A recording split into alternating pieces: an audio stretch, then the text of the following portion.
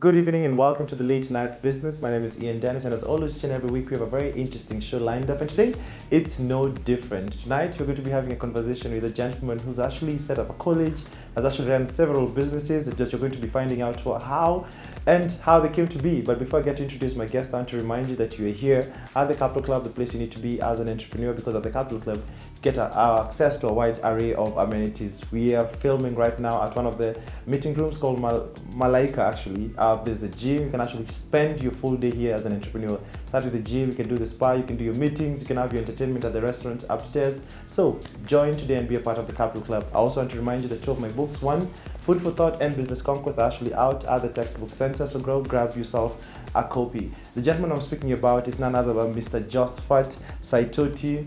My Tamei, I didn't want to get that right. And it's not associated with the late Saitoti. Are you associated? No, not at all, just by name. Welcome back to the show. Thank you. Before we start our conversation, I have a quote that I wanted us just to decipher. It says that most, if not all, creations are created from home. Make yours a domain. And I just get to expand it further, that innovations often originate from familiar surroundings, emphasizing the importance of cultivating a creative environment within one's home. So primarily, I always believe that if you're to create anything, it needs to start from home, because our home is where we spend most of the days. I don't know if you've ever set up anything from your home, or maybe any of your businesses from home. Yes, in fact, I started my fashion business from home, and in a very funny way. So this is what happened. After I cleared my KCSE, some about like 10, 15 years back. So I needed to start a business, because you see, I was just wasting time at home. Waiting. Those days you have to wait G1 or 2 years to go back to school. Exactly. Yeah. So before, the path is clear and you get your KCSE results and be told you're going to study for this or that.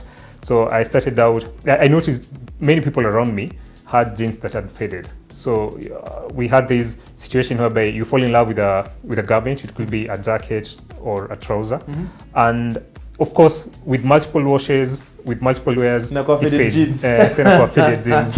So my first business was dyeing faded jeans.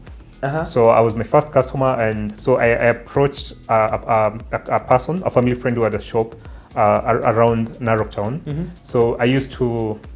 And I went and put up a signboard. We dye faded jeans at 100 bob. So guys will pass by. It was near the main stage.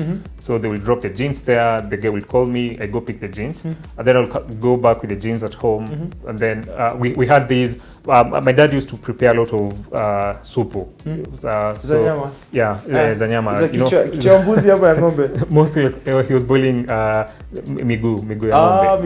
Yeah, so I took one of the large furias, and I had a connection with a guy in Nairobi who sent me the dyes. So I will boil the trousers at our backyard, and then so boil supu.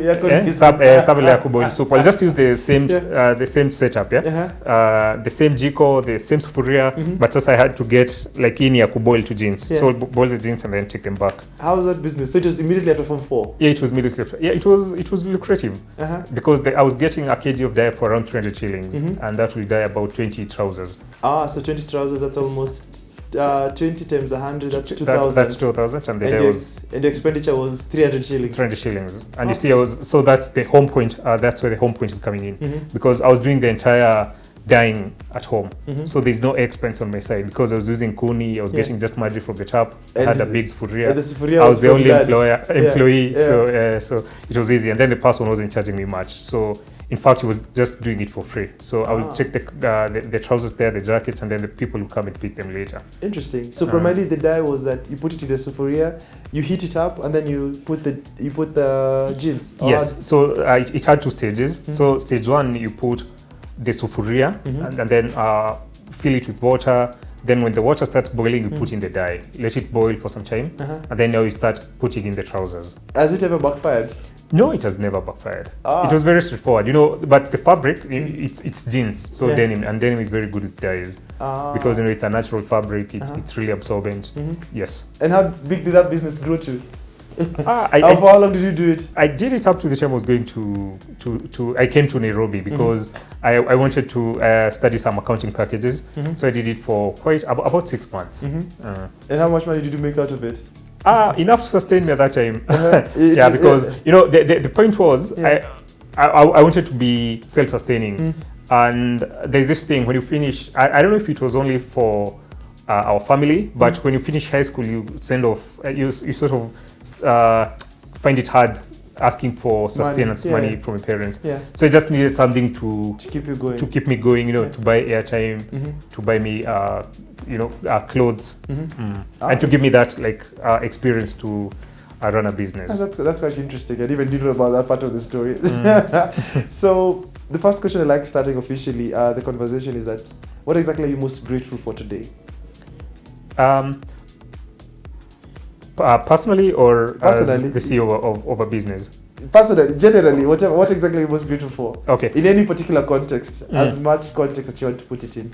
Okay. I'm grateful for being alive at this particular point in time, because you see, we're at a point where as a continent, as a country, we are facing so many challenges. And if you look at it, these are opportunities for growth. So happy that there is a lot of integration going on within the East African region. Countries are coming together and realizing that there are a lot of barriers of trade which need to be done away with.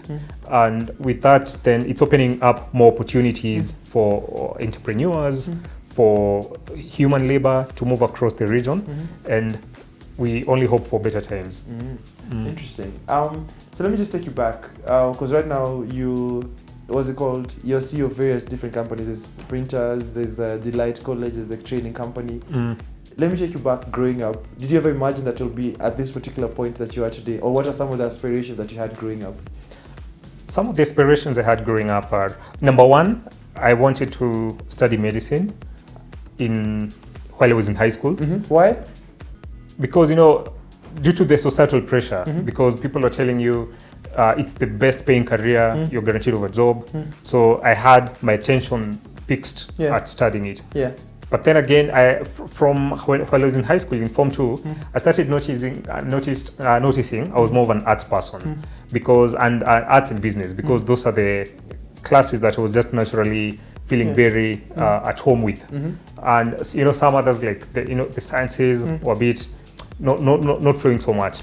But of course, it wasn't so much on what I wanted, but the government had set the grades. So immediately we got the cluster. The cluster thing. So immediately we got the KCC results. I didn't have at that time they wanted you to have an A and 4 A's in mathematics, one language, and the sciences. That's biology, physics, and chemistry, which wasn't possible in my case. So definitely, anyway, I had to now since I wasn't able to pursue medicine as a government-sponsored student, so I had to follow my passion and what I felt most. What interested me most, and that was entrepreneurship and business. And your parents, because you mentioned that, what's it called? You're in Narok. Did you grow up in Narok? Where was your upbringing like? Yeah, okay. I grew up in Narok town. Both my parents are civil servants. It was a nice setup, but as I started growing and realizing that I wanted to be self-employed, so there would of course be a lot of talks, a lot of counseling, that I better get a job, I better get employed somewhere. So, because they're civil servants. Yeah, because they were civil servants. They wanted you to go through the same journey. Yeah, so they're always very concerned, because they didn't want me to get into the murky waters of entrepreneurship, it's something that I clearly understood, because they didn't have anyone from their family who was into entrepreneurship. So they didn't have any success story. There was no one to guide me. There was no one to mentor me. Yeah, there was no point of reference, exactly. And what's it called? As civil servants, what are some of the, besides being against you, we wanted to become an entrepreneur, what are some also maybe the values when you look back that they instilled in you, maybe to enable you Number one, where you are today? Or two things. So my dad is a statistician. So he he used to work at the Kenya National Bureau of Statistics. So that is not giving us statistics about everything that's going on. Everything, yeah. That's interesting. And the most important bit was he used to bring a lot of literature from the office to our house. So, and I used to go through most of them. And that's when I realized that there is a lot as a country that these numbers can get attributed to. So at this point, let me also say, and my mother is a teacher. So she retired recently. Yeah. And she was a head teacher by the time she was going to retirement. So that background of one parent being a teacher, the other one being like a maths person with the National Bureau of Statistics, really made me value value education so much. Because with the statistics, I was able to know how many people are enrolling in school, and through that information, I started to notice that there's a huge group of people that were falling out of the normal education system. Because millions will start primary school. There was, of course, many dropouts. And by the time they get to class 8, very many people had dropped out. Even a smaller number makes it to secondary school. And those who get into secondary school, not all of them will finish. So, and a fewer number will now make it to the university. So I observed this pyramid, and I noticed that there was a lot of dropouts. So, and my question was, where do all these people go to? Because if 1 million people start class 1, 8 years later, you realize that about 700,000 are the ones who finish. So definitely 700,000 dropped around. Yeah, those, and they can't just have like naturally died. So there must have been reasons why they dropped out. And the question is, so if they dropped out, what will they make out of their lives? Will they be what careers will they pursue? And number 2, how will they be admitted to colleges and high schools?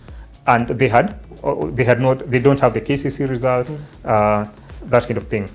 Interesting. So because that's quite a coincidence, because also my dad was also sort of like a statistician. He was an accountant. He is an accountant, and my mom is also a teacher. So it's a coincidence. Yeah, it is. So I sort of like grew up with the same kind of context. In terms of your back for entrepreneurship, so you mentioned after high school you started doing dye. Was there also other instances whereby you started having your interest in exploring matters of entrepreneurship? Yes, I did.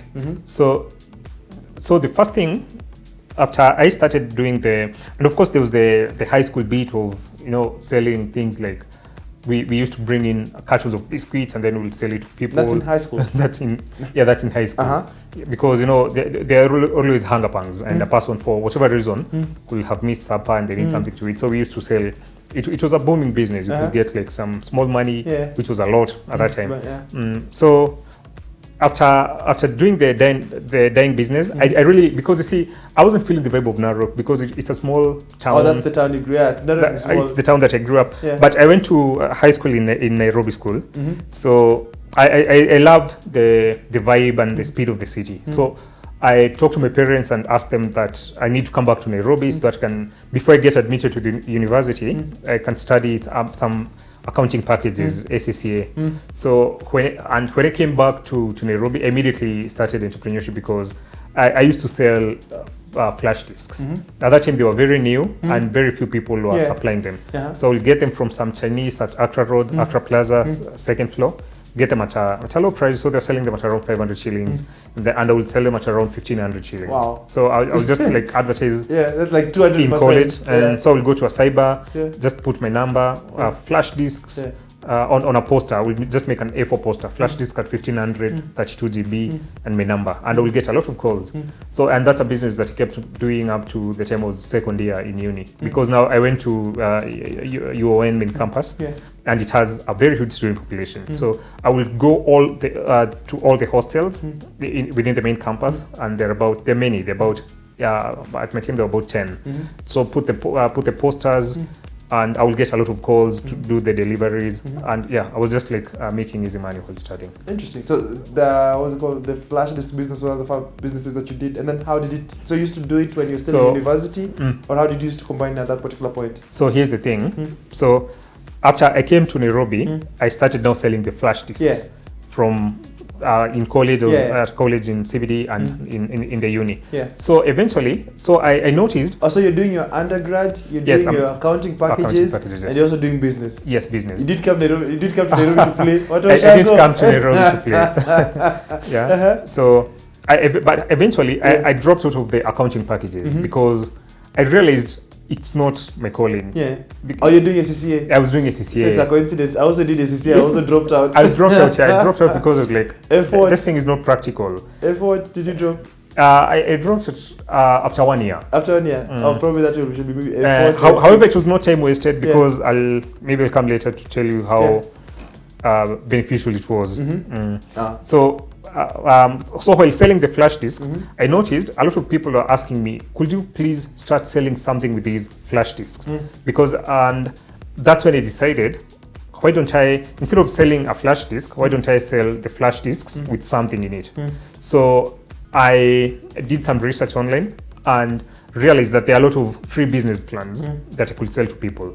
And at that time, a lot of people were trying out businesses. So I went online and downloaded a software. This software was able to generate a lot of business plans. So I generated about 200 business plans and put them in a flash disk. Now you see I had added value into the flash disk. So I will get the flash disk at 500 shillings. Just copy paste. I had this computer copy paste the business plans there and sell it at 5,000. What? And a lot of people are buying them. What? That's interesting. That's it. Yeah. So bought something for 500, you downloaded business plans for free? For free, yeah. And then you sell it for... of them. For so you're making 4,500. 5,000. For how long did you run this? I ran it all the way up to when I was in second year. What made you stop? Or what was the next advancement after that? So the next advancement after that, I noticed that also people were starting to look for self-help material. So after the business plan, so I pivoted into the self-help industry because there were, these authors, Robert Kiyosaki, Stephen Covey of Seven Habits of Highly, Robin Sharma, Bob, Tracy Morgan, not Tracy Morgan, Tracy something. Yeah, there's some Tracy. Brian Tracy, exactly. Yes, I used to be Jim Rohn, John Maxwell, so many of them. So I noticed there's a demand for self-help material because. And this also came out of my personal journey because I was trying to better myself, know what life is all about. There's that stage, I think for me it occurred in my early 20s, where what's life, what's my purpose here, how can I be better? And do we just get born and, and die? What's the purpose of having me in this world at this particular time? So I started selling the self-help books and it was an instant success because I started doing it within the university. So I wrote a letter to the Dean of Students and requested to be given some table outside the Jomo Kenyatta Memorial Library. And I put out the audiobooks. I was selling the audiobooks because, it's easy to transfer them to your phone. So you're doing that within the Flash still? Yeah, within the Flash. But right now that I was given the space outside the library, people, I noticed, just at the university. So I noticed people were not comfortable buying the whole thing at 5,000. So I started selling small packages at 200 shillings each. So I will copy a book or a business plan, put it on a CD, and then sell it at 200 bob. So and that's how I started out. And it was a good thing to do. Interesting. So primarily through these businesses, it's what exactly you're using to sustain yourself through university? Yeah, through university. And at that point, so you're completely independent after that? Yeah, in fact, after, I think I got independent at Form 2. Because the only thing from Form 2 that was depending on my let me say after high school, because from Form 2 my parents were paying for my school fees, but they're not giving me any other money. Oh, because you'll do your businesses. Because I will sell my 2 biscuits in boarding. In high school I'll get my pocket money, transport money, while my parents are paying for the school fees. And then after high school, now that's when I decided to start the dyeing business. And then when I moved to Nairobi, I started selling the USBs and the audiobooks, which were now moving really, really fast. Just looking at it in terms of, you started entrepreneurship quite early, you started, pursuing these particular ideas quite early. How beneficial is it for any person who wants to get into entrepreneurship to start it early as you did? When you look back in retrospect, how important do you think it was for you to start your businesses quite early? Okay, I think it's really important because you start to get the entrepreneurial mindset, which is very, very crucial to start at an early age. So you're able to know and test yourself because entrepreneurship is really hard, it's really lonely, and you have to put in a lot of effort. At times you don't see the fruits of your effort. So it's good because you get the lessons and you're able to now build on your personality from an early age. And what are some of the lessons or maybe the mistakes you made back then when you were younger that primarily you've ensured that you're not repeating the same thing now that you're much older and much more experienced in business? Some of the mistakes you did when you were younger starting out. And I think some of the mistakes were, my businesses were not they could not operate without me. And so, and that was the weakest point. You know, if I'm not there, then the business is not there. If So I had an exam, I wasn't able to deliver. So the USB as ingefika. yeah, USB as ingefika. So I realized I needed to like have people, a team that in my absence, things can be running and I'm not entirely needed for the operations bit. Interesting. And what was that particular pivotal moment that you had to experience that made you now transition? Because initially you mentioned you did die, you had to come to Nairobi, you started up with CDs, you noticed this. At what point now did you decide maybe the idea to set up a college come about in the training institution, or what was your transition now from selling the self-help? Okay, so the idea of doing the knowledge transfer has always fascinated me from a very early age. So because I remember growing up, my mother, who is a teacher, used to teach home science. So she had a lot of these basic sewing and tailoring supplies at the house. I was like, I don't see a lot of people using these, so maybe in future I may be able to share this information with other people. So this is how the transition happened. So and now when after I graduated, I decided to venture into something that was more sustainable, because I needed to produce something. I needed to have a business that is scalable. And I noticed I can't be selling books, you know, because if you sell a lot of like these audiobooks, there's a saturation point that you get and people cannot buy anymore. So you'll try with new products, maybe books for, audiobooks for kids or videos for kids, and then the market is not so receptive. So I noticed I had like saturated the market. And so I decided to research and see what skills can I train, because here's the thing, I noticed for businesses, especially in countries like Kenya, it's better for you to be a seller of services than a seller of goods, like physical goods. Why? Because, you know, if you're selling physical goods, then there's the importation bit, then you have to, there's a lot of cost involved. Because I was also, at that time, I was also a keen follower of what was happening in the US, in the Silicon Valley, and also in Kenya, in the Nairobi Stock Exchange. And I noticed that most of the most profitable organizations were actually banks and telecommunication companies, because they were selling services. And, you know, for you to sell a service, you don't need much. You don't need, you know, a plant. It's a low, you don't need to import. You don't need to tell people, ngojea hiyo imeisha, ingine inakuja next week. So there's that bit of it. And there was also a collapse of so many retailers, Uchumi, Tuskies.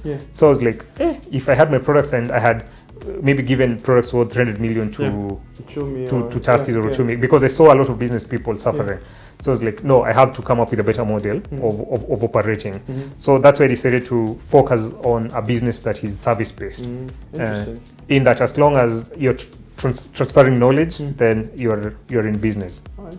So we're going to take a short commercial break, and then after that you're going to find out how that particular transition has been. So the boy from Narok coming all the way to Nairobi, starting off businesses, how exactly did he end up just setting up his own particular college? So I'll see you after the break.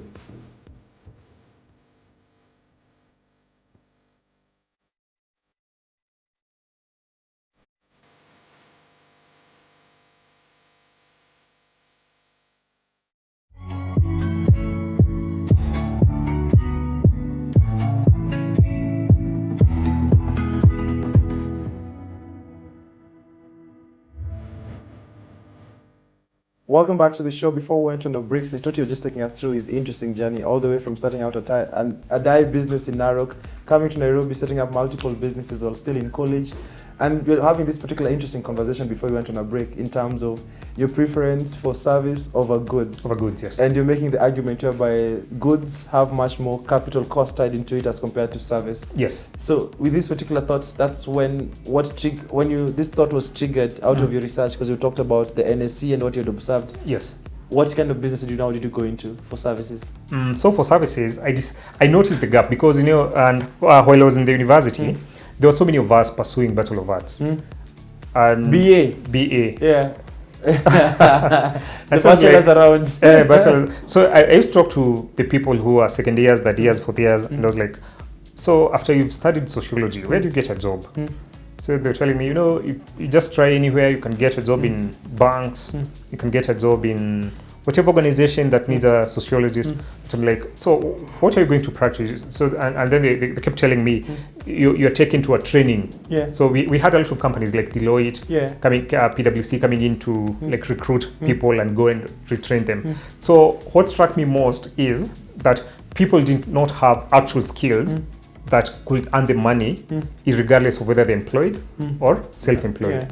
So I decided to do a research and try to identify the gaps that are in the market. Because remember, during President Kibaki's time, those, and even while I was growing up, even way back from the time I was in primary school, there was a lot of emphasis for people to have degrees, which is a good thing, but it was also meaning that a lot of attention was focused on people having degrees, whatever the degree, at the expense of technical skills, because we had no places to train. We did not have enough emphasis being placed on training plumbers, electricians, fashion designers, makeup artists, beauticians, all that. It was a huge ignored mass. So I decided to do a research. So I went to this online marketplace called, at that time it was called OLX, which later morphed into Gigi. So I sat down and started taking note of these short courses that people can do, and they can be self-employed. So I did a lot of research. I did, and I came up with a list of courses in agriculture, in engineering, in textile and fashion, and I put them all online. So at that time I was still selling the DVDs, the audiobooks, and then I started getting calls. So I was trying to weigh what is more responsive, what is the market more responsive to, and within no time I realized that there was a lot of demand for training in the textile and fashion industry, and that's how we started out. How did you start up? Because I know you, I think offline you're just talking about the story in terms of how the business set up, and you're talking to me, you just took one call that made you now diversify into it. Maybe you just take us through the interesting story of how Delight Technical College came to be. Okay, so this is how it came to be. So let me just take you a while back. So while I was still selling the DVDs and the audiobooks, we started doing a lot of printing because all these things needed packaging, proper packaging. And so naturally, we got into printing and then decided also to start supplying those printing services to other people. And within no time, now we started now, practicing the printing business. And I was like, hey, this thing really requires some capital because we were buying products here locally and they were very expensive. So I went into a bank, got a loan, and imported some things from China. And that's why I think the goods and services aspect is coming in clearly. So after I imported the goods from China, they took a long time to clear out because they didn't have the market infrastructure. I didn't have the suppliers, the vendors to buy items from me. So and I had to really act fast. So I got into the services business. So this is how I did it. Number one, I had taken a loan. The loan wasn't performing, and it was a huge amount. It was a loan amounting to 5.4 million from National Bank of Kenya. So since the loan was not performing, and remember earlier on, that's why I was telling you, at times when you have your back against the wall, then you really have to be very innovative. So I decided to start marketing. So I looked at myself as like, Saitoti, what are you good at? I noticed all that I've been doing was I was selling goods. So that means I must have been good in sales and marketing. So I started packaging courses. And one of the first courses that I packaged was in digital marketing. So it was titled the annual digital marketing seminar. So I went online, looked for some contacts and shared the course. And within no time, within like a few days, I got calls from corporate clients who wanted to be trained in digital marketing. And within no time now, I was able to start repaying the loan comfortably. Oh, so you started doing the training to be able to pay the loan? Yeah, so I started doing that. So I realized I had imported printing inks, printing papers that were just seated at the shop. And I couldn't take them and go. The reason why it was sitting is because there's no market for it, or what exactly was the problem? It was still like a small business, so I had not gotten the proper network of resellers and the clientele. So you got into trading to enable you now to sell, to pay up the loan that you're taking to set up the printing business. Yes, and I think the other mistake that we had done, we had looked, the industry had a dominant player who, from the research that we did, we had seen that he was extorting us because he was selling things at an extremely high price. So after we did the calculations, we were like, oh, by the way, we can undercut this guy, bring our items, and then sell at a lower price to the people. So we were competing, you know, on price, which is not entirely an exciting thing. So after we imported, the stock wasn't moving as fast because okay, it's money, but it's not liquidating fast enough to pay the loan.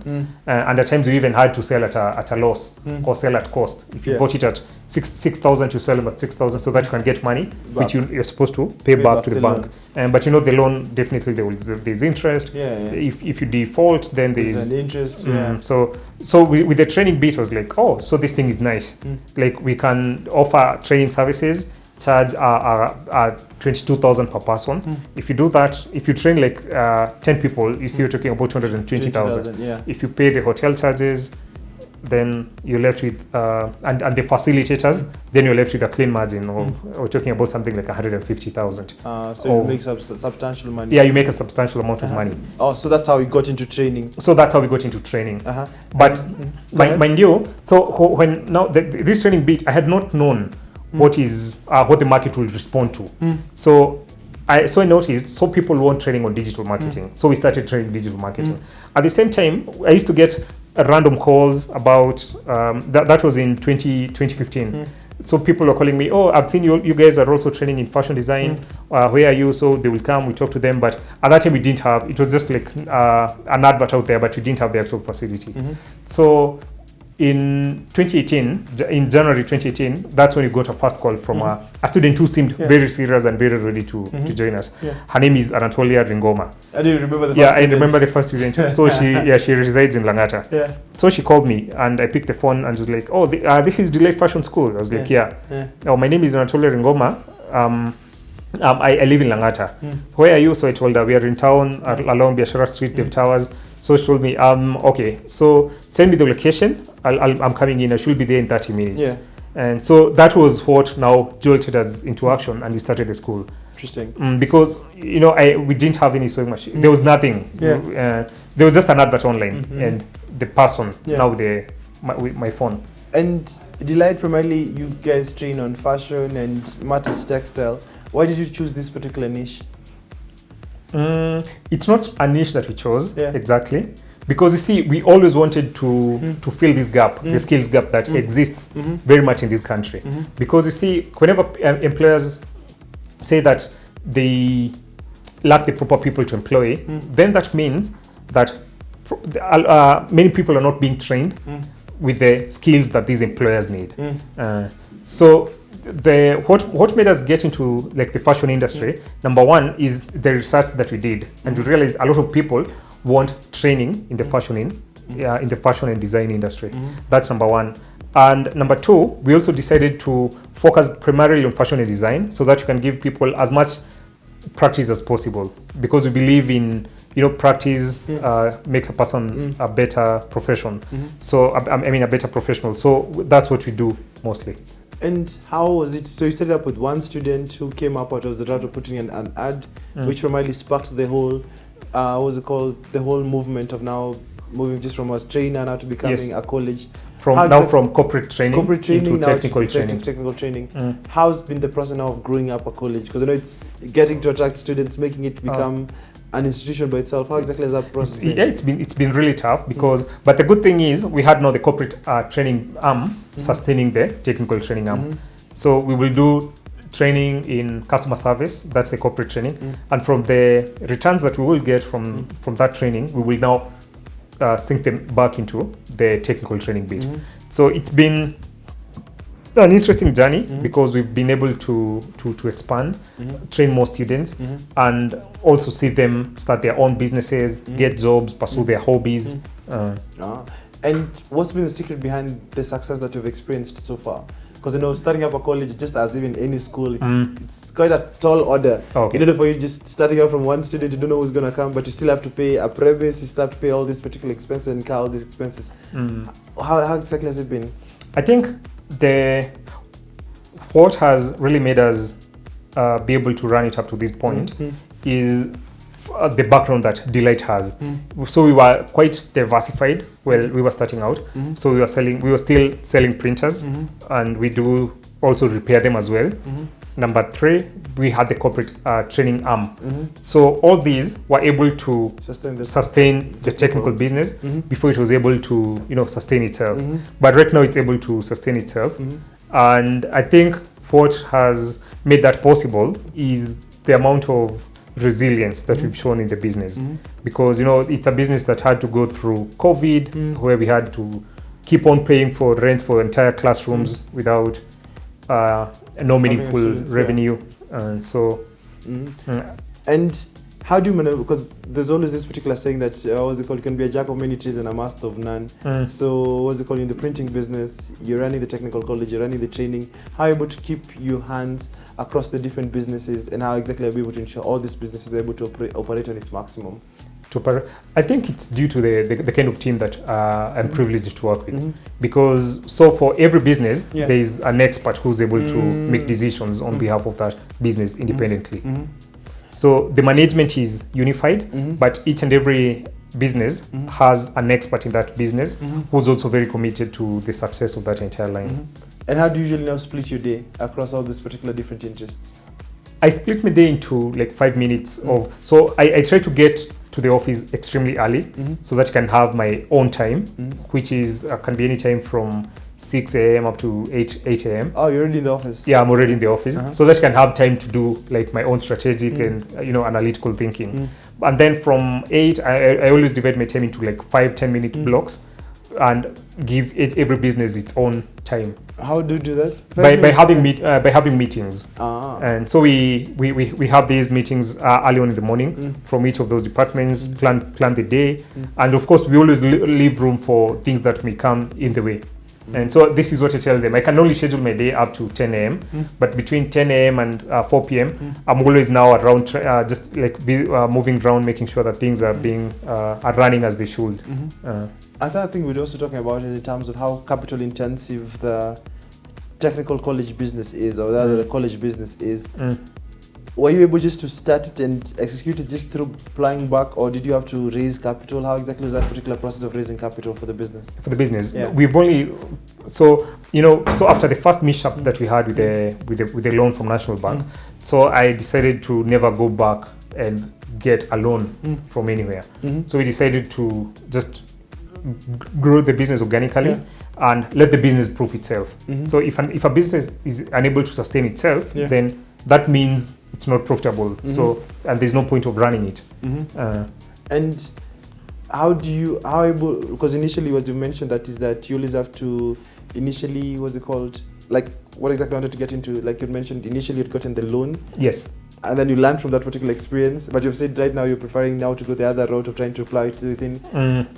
From you, because I think today I've had several conversations, everybody's advocating for when you're starting a business, get a loan, get a loan, get a loan. You got it and you've changed your mind. Why did that change happen?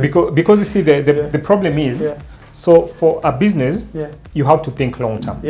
But some of these loans, they have a very short repayment period. So you get a loan of say 5.4 million.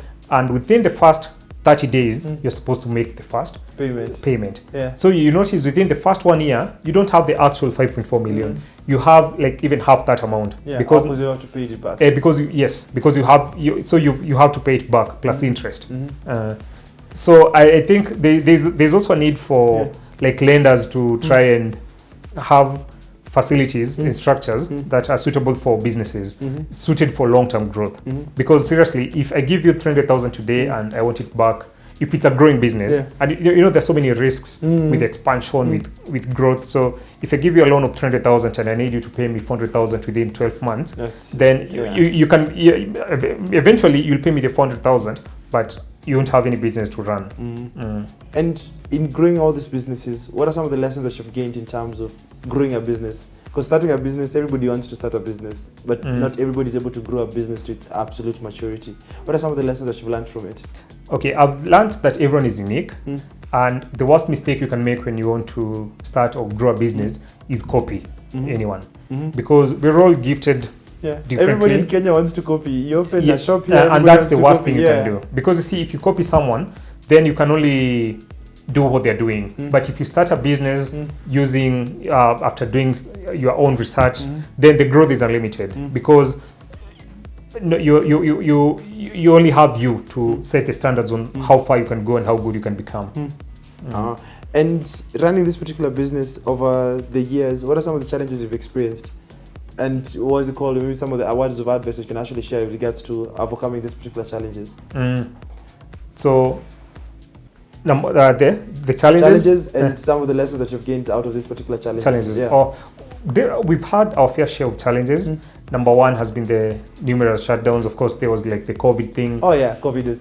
So COVID primarily used to pay rent and not have any student come to school. But we got innovative a few days into the COVID pandemic. Yes. How did you go about it? So we started making masks. Yeah. And so also moved from a school into now a mask making. because the government closed all schools. Yeah. So we noticed that the country needed masks, but there are not enough people producing them. So we got into it, procured the non-woven fabric, elastic bands, and within like a few days after closure, we were now using our machines to produce a lot of masks. And we got, in fact, we were very fortunate to get huge orders. We got orders from like the World Health Organization and other local organizations, which really sustained us through the entire period. It was adapting to that. It was adapting to, they always say every calamity comes with an equal share of opportunities.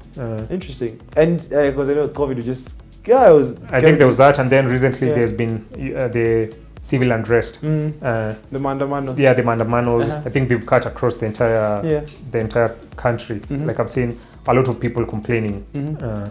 And what's it called? And in terms of now, so you've started a business, you've grown it, you've seen the challenges and all that stuff. Just looking back in retrospect, if you're to start again, what are some of the things that you wouldn't do and some of the things that you'll do again? I think if I was to start over again, is there something that you wouldn't do? Apart from not taking a loan. Apart from not taking a loan, I think number one is I would hire based on qualification of a person and not with the intention of helping someone out. Why do you say that? Have you had a bad experience? Yeah, I've had bad experiences because starting up a business, first of all, you don't have access to professionals, so you only tend to work with people around you within your budget. Yeah, within your budget. Okay, which is a good thing, but when now you start to grow, you realize that you need that professional input to grow the business and really sustain the momentum. Interesting. And what do you look at when you're hiring? At the moment, number one, I look at the energy of the person. So in fact, right before we started, I was telling you about the Vimal Shah's strategy about I once attended this talk, which was sponsored by KCB at Sarit Center. And together with Dr. Martin Oduro Tieno, who was the former CEO of KCB. So they talked about three things. So Vimal was saying he looks at the energy, he looks at the attitude of the person, and he looks at the integrity of the person. So definitely I would want to hire a person who, if it's a rebel time, then we don't have a problem. If they're supposed to be at the office at 8, they're always there at 8, and they're able to sustain their presence throughout the day. Number two, we look at the attitude. You would want a person who adds value to the organization, who is able to listen, follow ideas, give feedback back. And number three, we're talking about integrity. In this case, we're talking about the ethics of the person. Is this a person who you will trust to run the organization in your absence? Is this a person who can really give you proper feedback? Is this a person who can abuse or misuse authority? So that's what we're talking about. And I believe I still find those three things, energy, attitude, and integrity, as critical in hiring. And in this particular journey that you've been through, whereby it is just one day you're just a dreamer from Narok, coming to Nairobi, being able to set up a training company, being able to set up a college, being able to set up a printing business, you'll be seen as very, very successful. But yourself, having undergone and having been part of this particular process, what are the valuable lessons that you can actually share to anybody who is aspiring probably to want to get into entrepreneurship? Okay. First thing, start early. Start early. And number two, you also have to keep going because there are challenging times. Entrepreneurship is really a difficult journey. and at times you keep on going regardless of The challenge. of the challenge. So things may happen, and so they may really put you down, but what is important is you need to get back up and keep doing it. Interesting. And before we come to a close, I have some 10 questions, quick fire. Whatever comes to your mind, please go ahead. So the first question, how do you usually start your day? I just start my day with waking up, getting into the shower, and looking for the fastest way of getting to town, Nairobi traffic. What scares you? I think wasting too much time. What's your best age? My current age, 38 years. At what age do you want to retire? There's nothing like retirement, because you're getting all this knowledge, and definitely you'll want to. The worst thing you can do is accumulate all this knowledge, do all these mistakes, and not pass them down as nuggets of wisdom to those around you. Who inspires you? At the moment, I would say it used to be Steve Jobs, and this guy Elon Musk is really doing a phenomenal job. Would you rather have more time or more money? More time. Freedom or money? Freedom. Would you rather Would you rather be social or be alone? Social. What's something you could eat for a week straight? Meat. Masai. But I think it's also packed with all essential vitamins and nutrients. What's the greatest risk you've ever taken? I keep on taking great risks, but I think the biggest was at that time was taking the 5.4 million loan from National Bank, which and I used my parents' land as collateral. And they accepted. Yeah, they did. They were supposed to. Yeah, it was crazy. Money or happiness? Happiness. And then the final question: what do you think the meaning of life is? I think the meaning of life is what you give it, and once you decide on how you want to spend your life, then that's now giving meaning to your life.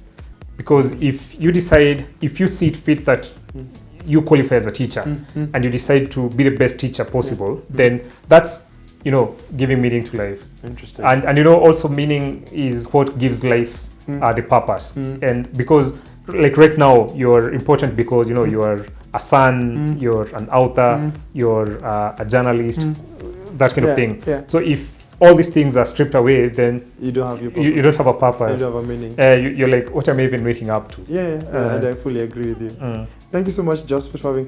Just for that sound funny, Saitoti. You all have names, but we find that particular name. No. Saitoti, who's the director at Delight Technical College and also Delight Africa Corporate Training Institute. Thanks so much for having shared. Hope you've learned a thing or two from this particular conversation. You can actually just check them out. They're actually in the CBD, and they do trainings for quite a number of different particular organizations and also individuals. My name is Ian Dennis. This has been the Late Night Business. As always, we're coming to you from the Capital Club, the place you need to be as an entrepreneur. Until next time, I'll see you right here on KTN.